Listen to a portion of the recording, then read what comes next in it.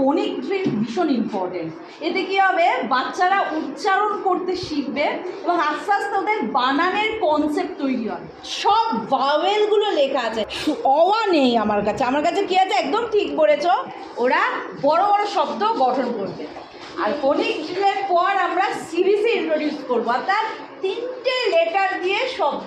এইভাবে ওদের আস্তে আস্তে বানানের কনসেপ্ট তৈরি হবে। ঠিক আছে, যেটা দিতে বলবো, আচ্ছা, বাচ্চাদের পড়াতে গেলে বিশেষ করে যখন নাকি ভাষার কনসেপ্ট তৈরি করবে, খুব কঠিন কিন্তু ছোটো বাচ্চাদের ভাষার কনসেপ্ট তৈরি করা, সেটা বাংলাই হোক কি ইংলিশই হোক, এই ধরনের কিছু আমরা বানাবো। সব ভাওয়েলগুলো লেখা আছে। আচ্ছা, তোমরা জানো ভাওয়েল কি? বলো দেখি। এ, তারপর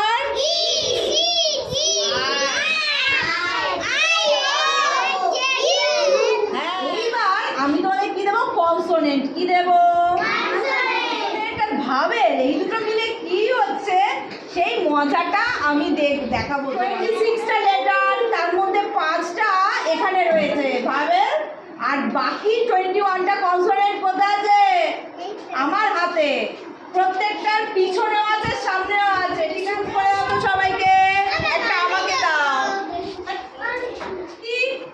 কার কাছে বলো?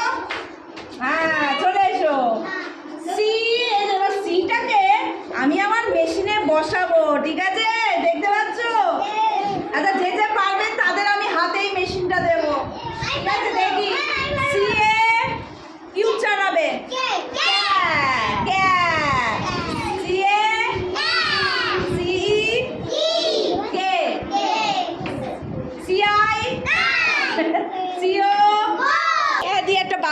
শব্দ বলো কে দিয়ে।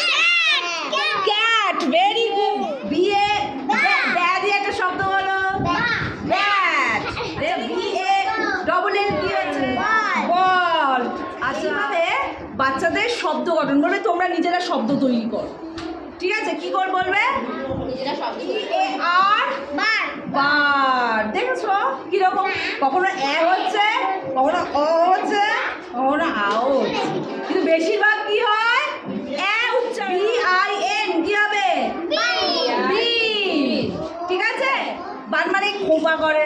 ঠিক আছে, আমার হবে না। কে কে খোপা বানাবে? ঠিক আছে, এটাকে টিচিং এড বলে। ঠিক আছে, আমরা বলি বাংলার মাত্রা যন্ত্র। কি বললাম? মাত্রা যন্ত্র।